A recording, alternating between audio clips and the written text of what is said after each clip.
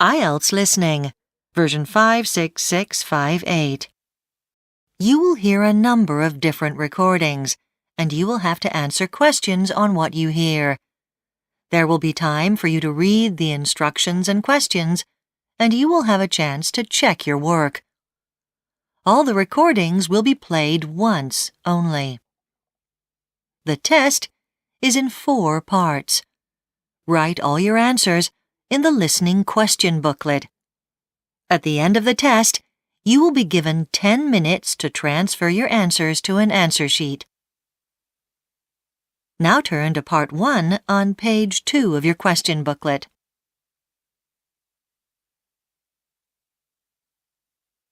Part 1. You will hear a teenager asking about joining a film club.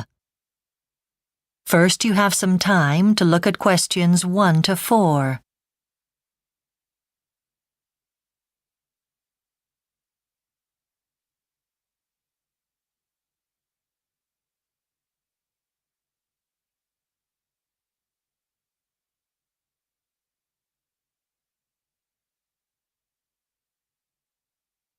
Now listen carefully and answer questions 1 to 4. Hi, can I help you? Yeah, I saw on the internet that you have a film club here at the cinema, but there wasn't a lot about it. Can you tell me a bit more? Yes, we're still setting up the web page. Sorry about that. We only started the club a few months ago. It's been very popular right from the beginning. We have regular film showings and there are lots of other benefits. How often does the club meet? Every 2 weeks, on Thursday nights. OK. And I'm 16, so could I join? Sure. People of any age can join. Right.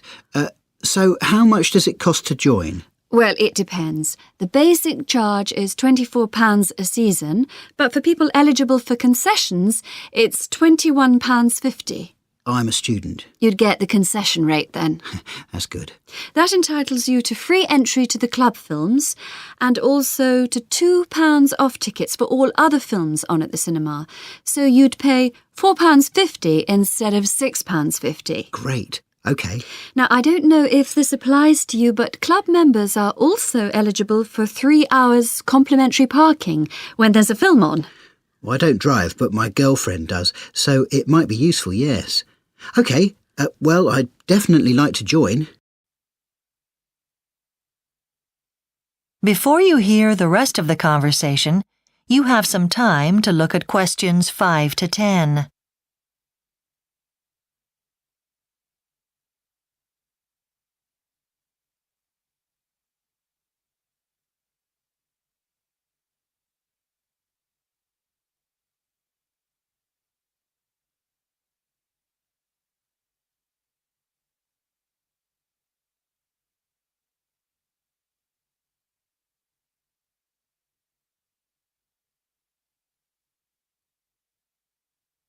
Now listen and answer questions 5 to 10. Can you give me any information about the next few films you're showing? I'm afraid we've run out of leaflets for this season, so I'll tell you about the next few films and hopefully we'll have all the details on the internet soon. So the next meeting's this Thursday, October the 14th, and that's a film called Pablo. I read the reviews of that. It's set in Argentina, isn't it? About a child who's run away from home? That's right. It just came out recently. And the kid somehow gets on TV and he wins a dance competition or something. A singing competition, yeah. I haven't seen it either, but it tells you on the posters. Yes, it sounds really good. Well, I definitely want to see that. What's on after that? On October the 28th, there's an American film called The Soldier. That's an old silent movie.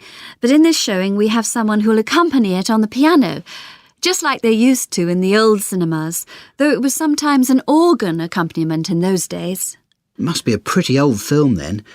When did they release the first talkies? 1926 or 27? Yes, well, this was made in 1922, so well before.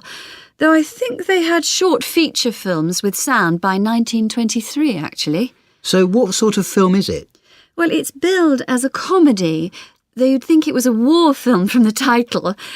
I don't know much about the plot. We don't have much information, though you could always look it up on the internet. Yeah, I'll do that. Then the next film after that, so that'll be, let's see, the 11th of November, is a film about animals. And it's just called Tiger. And that's a cartoon film, which makes it sound as if it's for children, but actually it's aimed at adults, and it's really quite frightening in places. I saw it when it first came out. What's it about? It's got no humans in it at all. It's just about the effect of environmental changes millions of years ago on the animals who lived then. It's a really strange film. There's a talk afterwards given by the director, so that should be very popular. You'll need to book early for that, I should think. Right. Well, thanks for all that. Now, if you can give me the application form... Sure. That is the end of Part 1. You now have 1 minute to check your answers to Part 1.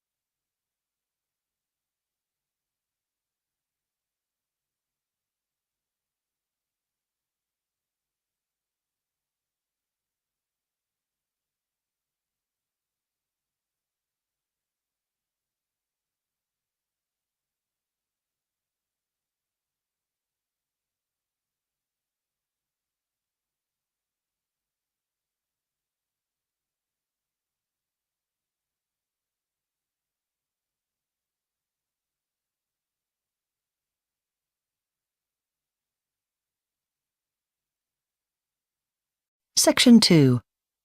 You will hear the director of a club giving a talk about an ancient game played on ice called curling. First, you have some time to look at questions 11 to 16 on page 4.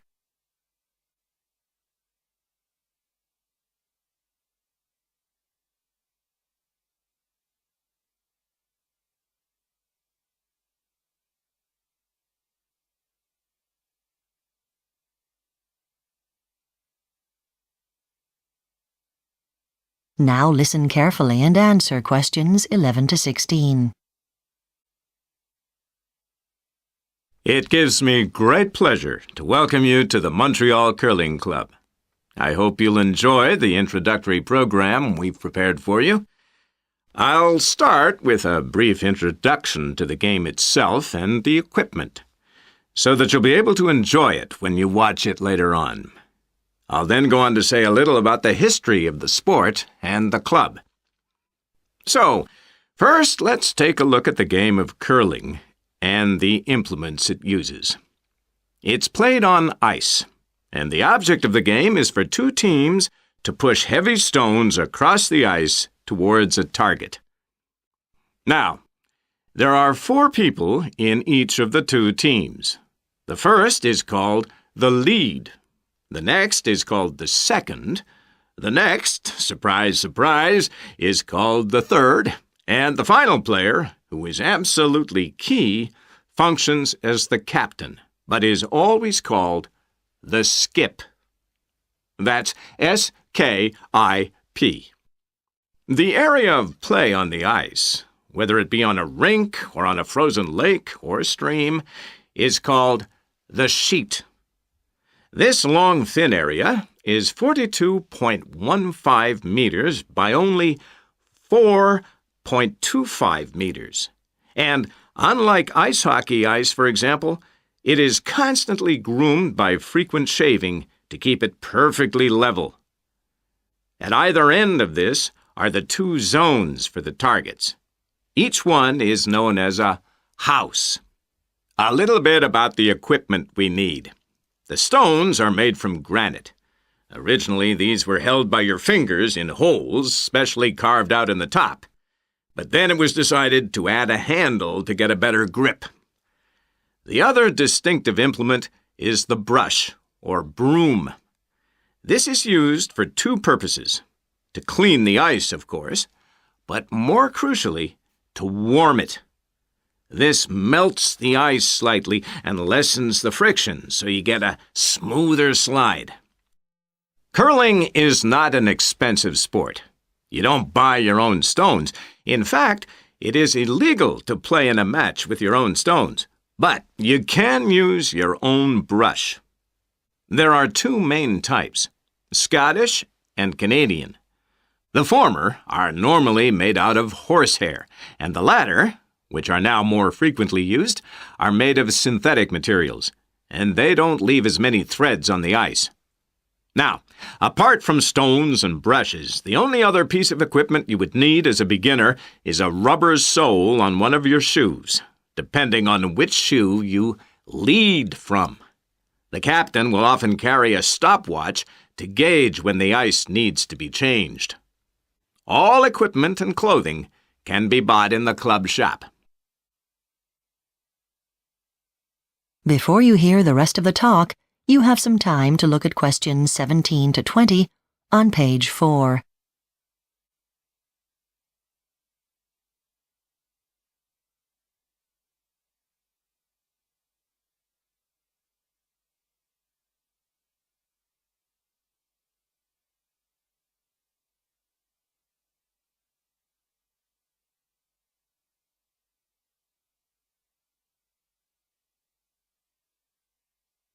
Now listen and answer questions 17 to 20.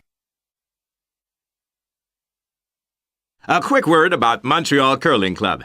It's renowned, not only because it often wins championships, but because it was the first club for any sport in the whole of the North American continent. And although curling is not as well known as many other winter sports, we still boast a certain amount of influence in the National Sports Council. And what are the origins of the game? It's now well established that it started in Scotland in at least as early as the 16th century.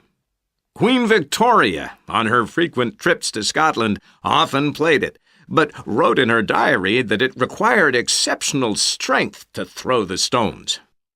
Her patronage attracted a great deal of interest in the game, especially amongst younger players, and this was enhanced further when she granted a royal title to the Caledonian Curling Club, which had been set up in the early 19th century to create standard rules for the game.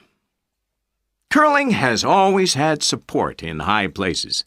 In the 16th century, the Scottish Parliament actually banned golf and football as violent and unprofitable sports. They felt that local men should spend any free time practicing archery for self-defense against their enemies. But the less popular game of curling wasn't included in the ban. The art of throwing stones was thought to be just as useful as shooting arrows. But back to Canada. Here the game has flourished since the beginning of the 19th century, when Scottish soldiers posted there enjoyed playing it on the frozen lakes and rivers. Because of the difficulty in importing granite stones from Scotland, cast iron was used instead, obtained from melted down cannonballs, which had originally been brought over from Europe. Now Canada is regarded as the most successful curling nation in the world. Now, the game you're going to see. That is the end of section 2. You now have half a minute to check your answers.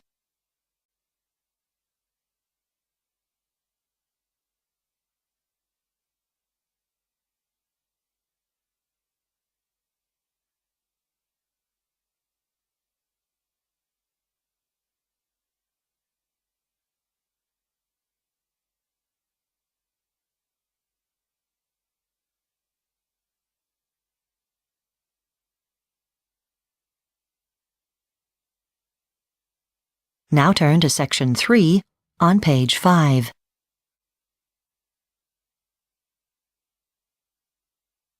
Part 3. You will hear part of a discussion between two drama students called Charles and Lorna about a songwriting course. First, you have some time to look at questions 21 to 25.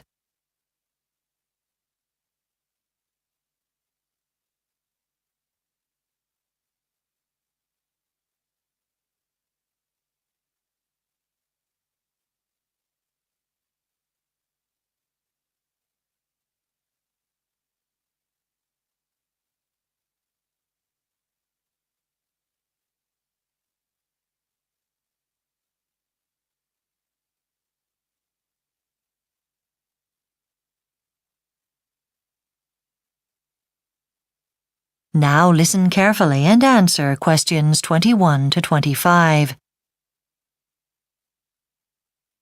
Hi, Charles. I'm writing my report on the songwriting course for drama students. You know, the 1-week residential course for drama students from different universities where you learn about writing songs. You did that course last year, didn't you? Could you give me some tips for the report? I'm having a few problems with it. Yes, it was great. Well, Lorna, you could start by thinking about what you got out of it. Evaluating how useful it was is simple. The challenge is not to go over length. Referring to published sources might help. That would make it more scholarly too. OK, I'll go with that. And saying why you did the songwriting course is important. Some people just do it as another string to their bow to help with auditions for work and things. I thought it was a good opportunity to try out new techniques for communicating feelings and emotions. I was already confident about singing before I did it. I thought it was the location of the course which made it special, being held in a country house rather than in a university. They were doing some building work on part of the house, though, so it wasn't always easy to concentrate. I enjoyed the workshop most. How about you? Well, we were divided into 6 small groups for the afternoon, each with their own advisor. That was the best bit for me, having that discussion with an expert. When we got into pairs to start writing our songs, the idea was to combine people with different levels of knowledge and experience. But my partner preferred working on her own generally. And what did you think of the course content? I hadn't realised before how important the structure of a song is to its success. Yes, we learned it's no use writing the most beautiful words and melodies if there's no shape. And we learned about the importance of a chorus in a song. I knew about that stuff from my singing classes. It's a bit obvious, isn't it? I suppose so. It was the input on lyrical styles and forms that I found tedious. You could always look them up on the web. Anyway, how did you get on with writing your song? It was tough, and Peggy, my partner, was hard work, which wasn't funny, and writing was a slow process as a result of our lack of communication. By the time we finished, I was exhausted. Writing music from the heart is like that, especially by the end of a course. Before you hear the rest of the discussion, you have some time to look at questions 26 to 30.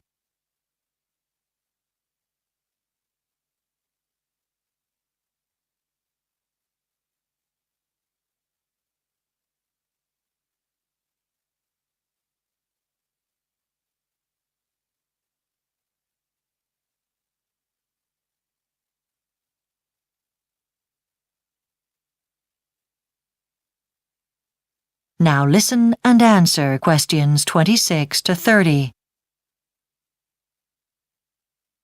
Well, that's got the report sorted, thanks. Have you decided which teachers' workshops you're going to do next term? I want to do Bob Lacey's. He's got a brilliant reputation for voice coaching. You know, getting us to use dialects and different pronunciation and stuff. He gets you to do things like read out a newspaper article in character. It's amazing. I'm thinking of going to Evelyn Chance's workshop. Oh, Evelyn. She's quite a character. Is she running the stage fights course again? Yes, fencing and pretend punches and throwing techniques.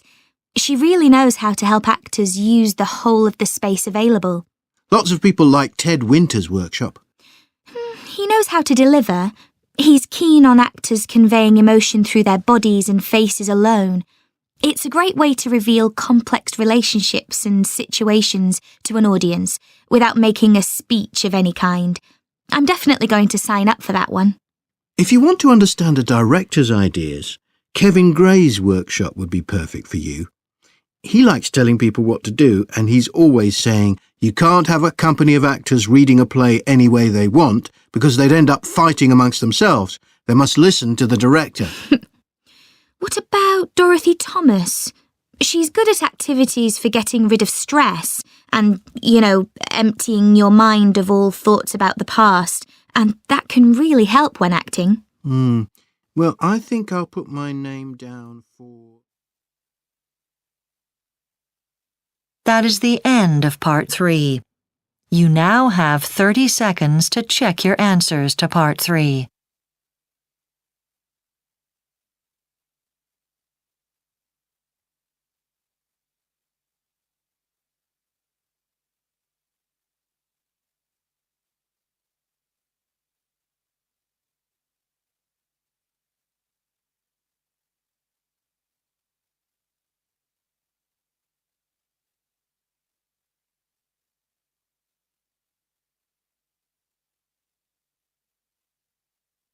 Part 4. You will hear part of a talk about recent research into the design of workplaces. First, you have some time to look at questions 31 to 40.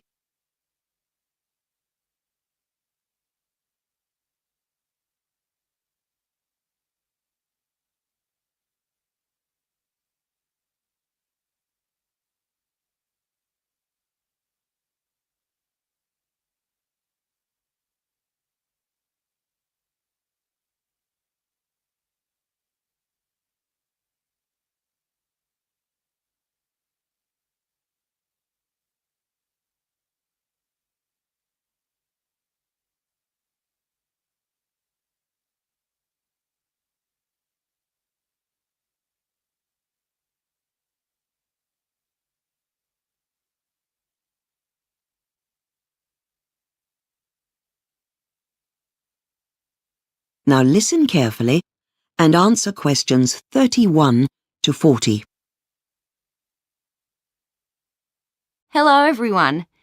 I recently completed some important research into the way office space is designed and its impact on employees. The open plan office had been the norm for offices around the world. I'm sure you can picture one.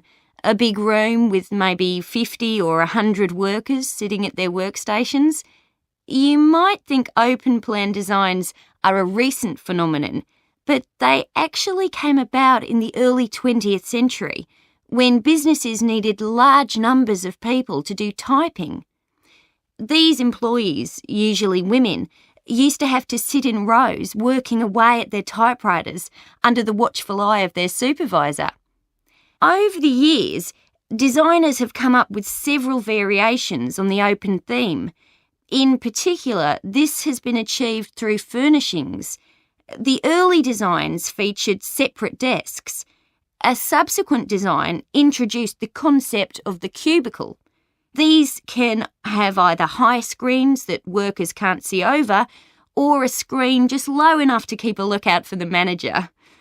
And nowadays, with the increase in large call centres, a phenomenon known as hot desking is common. In this system, employees working on different shifts are asked to share the same workstation. As you can imagine, this is not very popular with staff as there is little opportunity to personalise your workspace.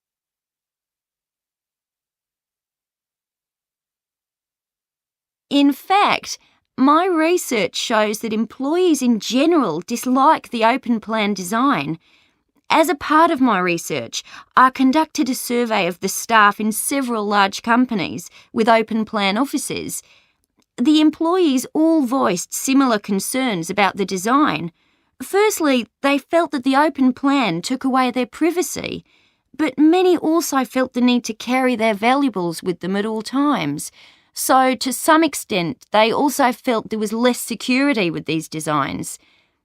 Another common complaint may be something for employers to consider when choosing this type of design, and this was that these types of office space are bad for the health. I was intrigued by this possibility, but looking at staff records, it does seem to be borne out. So, if this design is so unpopular, why is it so commonplace? Well, the answer to that is in the benefits that the employers feel this type of design has. Of course, there is the obvious benefit that this design significantly reduces costs, both in terms of rent and even in terms of energy use. Employers also argue that an open plan design leads to better teamwork and communication. They also feel that new staff can learn from observing other workers, so this design can actually help in training staff. However, the complaints voiced by employees seem to suggest that the disadvantages far outweigh the advantages. The reality is that unhappy workers are unlikely to work well together, and there is plenty of evidence to suggest workers are frequently distracted from their work by the noise that is all around them. What is clear is that as designers, we need to think carefully about the impact that our design has both on the staff involved and the work that they do. That is the end of part 4. You now have 1 minute to check your answers to part 4.